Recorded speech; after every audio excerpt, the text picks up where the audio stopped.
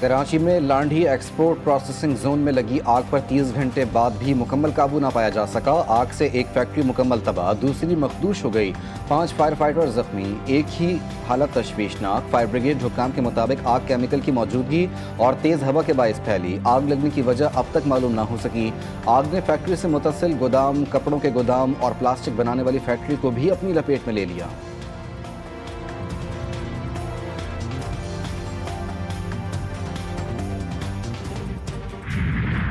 रवा माली साल 2024-25 का कौमी इक्तिसादी सर्वे आज जारी किया जाएगा। हुकूमती दस्तावेज़ात के मुताबिक वफाकी हुकूमत बेशतर तरक्याती अहदाफ हासिल करने में नाकाम रही। मुआशी शरह नमू 3.6% के हदफ के मुकाबले में सिर्फ 2.7% रही। ज़राई और खिदमात के शोबे में भी मुकर्ररा अहदाफ हासिल ना कर सके। ताहम सनती शोबे ने बेहतर कारकर्दगी दिखाई और 4.4% के हदफ के मुकाबले 4.8% तरक्की रिकॉर्ड की गई। मजमूई सरमायाकारी, फिक्स्ड और प्राइवेट इन्वेस्टमेंट भी अहदाफ से कम रही, जबकि कौमी बचत हदफ से ज़्यादा यानी 14.1% रिकॉर्ड की गई। महंगाई का हदफ हासिल कर लिया गया। औसत शरह सिर्फ 5% रही। पहले 9 माह में मजमूई आमदनी में 36.7% इजाफा हुआ। बजट खसारा 23.9% कम हुआ और प्राइमरी बैलेंस में 114% से ज़ायद बेहतरी देखी गई।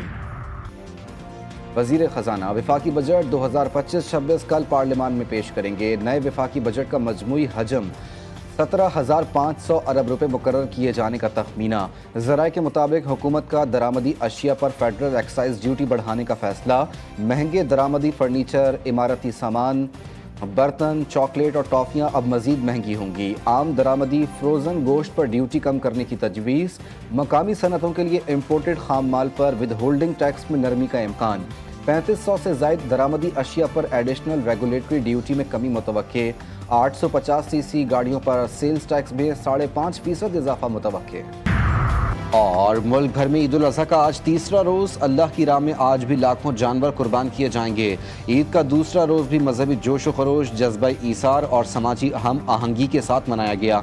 लाखों शहरियों ने सुन्नत इब्राहिमी की पैरवी करते हुए जानवरों की कुर्बानी की। रिश्तेदारों, गरीब, मुस्तहिकीन, नादार लोगों में गोश्त की तकसीम का सिलसिला भी जारी रहा। वज़ीर आज़म शहबाज शरीफ का मुख्तलिफ ममालिक के सरबराहों को टेलीफोन। तुर्क सदर रजब तैयब एर्दोगान को ईद उल अज़हा की मुबारकबाद दी। वज़ीर आज़म का तुर्क अवाम सदर रजब तैयब एर्दोगान के लिए नेक ख्वाहिशात का इजहार। जंग के दौरान पाकिस्तान की गैर मुतज़लज़ल हिमायत पर तुर्क सदर का शुक्रिया अदा किया। दोनों रहनुमाओं का गुज़िश्ता मुलाकातों में किए गए अहम फैसलों पर तेज़ी से अमल दरामद पर इत्तेफाक। वज़ीर आज़म की काज़ाकिस्तान के सदर और अवाम को ईद उल अज़हा की मुबारकबाद। दोनों रहनुमाओं का दो तरफ़ा ताल्लुकात पर तबादला ख्याल। दोनों रहनुमाओं को दो तरफ़ा ताउन को बढ़ाने के अज़्म का इरादा। पाकिस्तान का सिफारती वफ़द दौरा अमेरिका मुकम्मल करके लंदन पहुंच गया। वफ़द बरतानिया में भारतीय जारहत पर आगाह करेगा। वाशिंगटन में पाकिस्तानी पार्लिमानी वफ़द की भारत को फिर मुज़ाकरात की दावत। बिलावल भुट्टो ने कहा कि भारत से तमाम मामलात पर बातचीत के लिए तैयार हैं। भारत के जो भी तहफ़्फ़ुज़ात हैं वो हमारे साथ शेयर करे। भारत पानी को बतौर हथियार इस्तेमाल कर रहा है। 24 करोड़ पाकिस्तानियों का पानी रोकने का इक़दाम जारहत है। बिलावल भुट्टो ने अमेरिकी टीवी को इंटरव्यू में कहा, भारत ने इंतहाई गैर जिम्मेदाराना सबूत दिया। भारत जानबूझकर ऐसी हरकतें करके जंग को हवा दे रहा है। अगर अब जंग छिड़ी तो सदर ट्रंप के पास इसे रोकने की मोहलत भी नहीं होगी।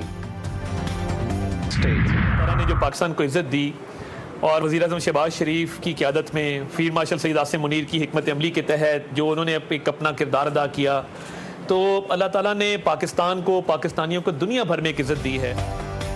अल्लाह ताला ने पाकिस्तान को बड़ी इज्जत से नवाजा। फील्ड मार्शल की हिकमत अमली से भारतीय जारहत का मुंह तोड़ जवाब दिया। वफाकी वज़ीर इत्तलात अता तारड़ की मीडिया से गुफ्तगू। कहा, वज़ीर आज़म के दोस्त मुल्कों के सरबराहान से टेलीफोनिक राब्ते हुए। पाक भारत कशीदगी के दौरान दोस्त मुल्कों ने पाकिस्तान की भरपूर हिमायत की।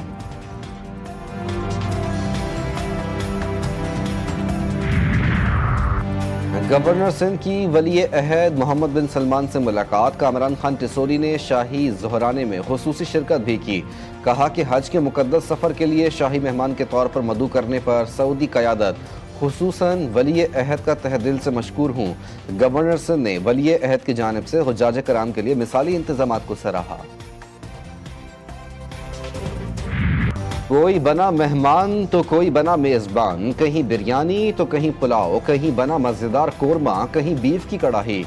रिश्तेदारों ने खूब दावत उड़ाई। ईद कुर्बान का दूसरा रोज भी बारबेक्यू के नाम, कहीं छत पर हुआ एहतमाम तो किसी ने घर के लॉन में महफिल सजाई, किसी ने तिक्का बोटी तो किसी ने निहारी पे हाथ की सफाई दिखाई। खवातीन ने भी खूब गप्पे लड़ाए। दावतों के साथ साथ घूमना फिरना भी जारी। मुल्क भर में शहरियों की बड़ी तादाद ने पार्कों, तफरीगाहों और साहिलों का रुख कर लिया। कहीं बच्चों ने झूले झूले तो कहीं ऊंट और हाथी की सवारी की। बच्चों के साथ साथ वालिदैन ने भी खूब एंजॉय किया। शहरियों ने पाबंदी को नजरअंदाज करके समंदर में भी डुबकी लगाई।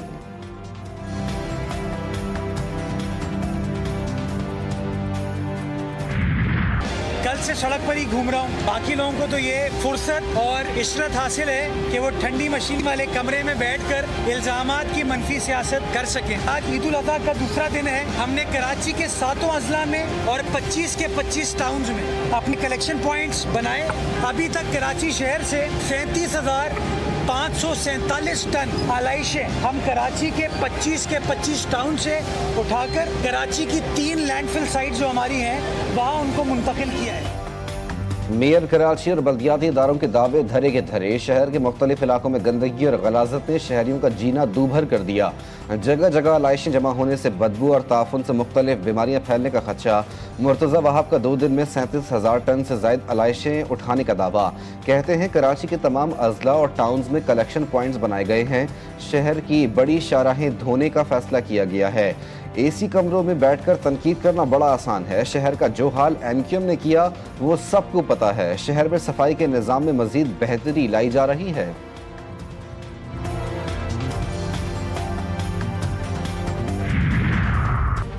ईद के 2 रोज वजीर आला सिंध और उनके वज़रा की फौज मंजर आम से गायब रही। आप कराची को भी साफ करने की सलाहियत नहीं रखते। पिछले 16 बरसों से सिंध हुकूमत और उसके बच्चे जमहूरों का एक ही रोना है। सिंध हुकूमत के पास न बताने को कुछ है न दिखाने को। वजीर इत्तलात पंजाब आज़मा बुखारी का मेयर कराची के बयान पर रद्द-ए-अमल। कहा हसद का इलाज तो हकीम लुकमान के पास भी नहीं था। ईद के रोज भी वो अपनी नाकामियां छुपाने के लिए फजूल किस्म की तनकीद करने से बाज नहीं आए। सफाई मुहिम पंजाब एक बार फिर बाजी ले गया। वजीर आला पंजाब की निगरानी में आलाइशें उठाने के लिए सूबे के 10 डिविजन्स में ऑपरेशन क्लीन अप जारी। पहली बार पंजाब में कलेक्शन पॉइंट्स बना दिए गए। शहरियों में लाखों थैले भी तकसीम। आलाइशें उठाने के बाद सड़कों पर अर्के गुलाब का छिड़काव। वजीर आला पंजाब कहती हैं गली मोहल्ले चौक चौराहे साफ नजर आने चाहिए।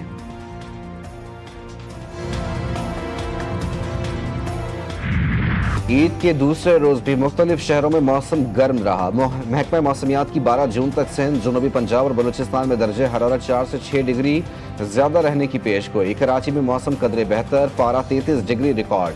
वक्फे वक्फे से तेज हवाएं चलने से मौसम में तब्दीली। गिलगित बल्तिस्तान और बलाई खैबर पख्तूनख्वा के चंद मकामात पर बारिश मुतवक्के।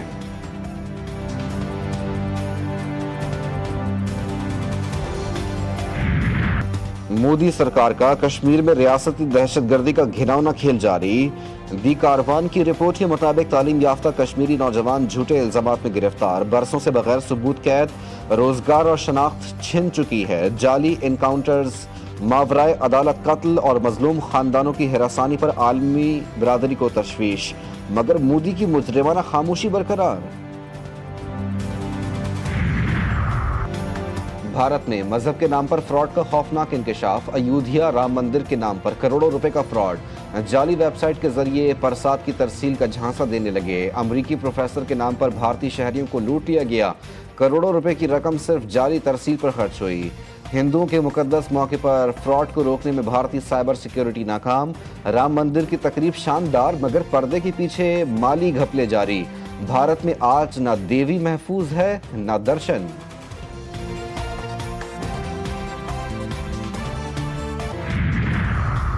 इसराइल की जौहरी तनसीबात से मुतालिक हजारों हसास दस्तावेजात ईरान के हाथ लग गईं। ईरान ने इसराइली हसास दस्तावेजात को कीमती खजाना करार दे दिया। ईरान का इसराइल की हसास दस्तावेजात जल्द मंजर आम पर लाने का ऐलान। ईरानी वजीर इंटेलिजेंस इस्माइल खतीब ने ईरानी मीडिया को बताया कि इसराइल की मुकम्मल जौहरी दस्तावेजात हासिल करके ईरान मुंतकिल कर दी गईं। अमरीका, यूरोप और दीगर ममालिक के साथ इसराइल के ताल्लुकात और इसराइली स्ट्रेटेजिक पावर की इंटेलिजेंस दस्तावेजात भी इसमें शामिल हैं।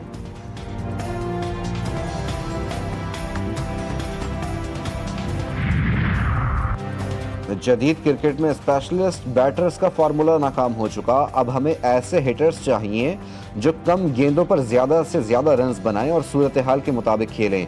पाकिस्तान के white ball head coach mic Hesson का स्पोर्ट्स वेबसाइट को इंटरव्यू। कहा, तीनों फॉर्मेट्स अब एक दूसरे से बहुत मुख्तलिफ हो चुके हैं और हमें हर नंबर के लिए मुतबादिल ऑप्शंस पर गौर करना होगा। बांग्लादेश के खिलाफ वाइट वॉश खुशाइन, मगर अगले चैलेंजेस सख्त हैं। पाकिस्तानी रेसलर अतहर जाहिद ने भारतीय रॉकर को शिकस्त दे दी। 29 साल अतहर जाहिद ने भारतीय रॉकर सम्राट वीरेंद्रा को शिकस्त दी। अतहर जाहिद ने इंटरनेशनल रेसलिंग ग्रैंड इवेंट में अपने एजाज का दिफा किया। कहा कि खटमंडू में भारत के खिलाफ कामयाबी ईद का तोहफा है। भारतीय रेसलर के खिलाफ फाइट में जख्मी भी हुआ। इंटरनेशनल टाइटल जीतकर पाकिस्तान आ रहा हूं।